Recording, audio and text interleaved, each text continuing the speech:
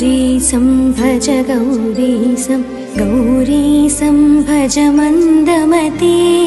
जलभवदुस्तर जलधिसुतरणं ध्येयं चित्ते शिवहर चरणम् अन्योपायं नहि नहि सत्यं गेयं शङ्कर शङ्कर नित्यम्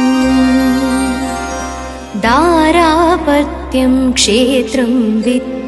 देहं गेहं सर्वमनित्यम् इति परिभावय सर्वमसारं गर्भविकृत्या स्वप्नविचारम् मलवैचित्र्ये पुनरावृत्तिः पुररपि जननी जठरोत्पत्तिः पुनराप्यासाकुलितं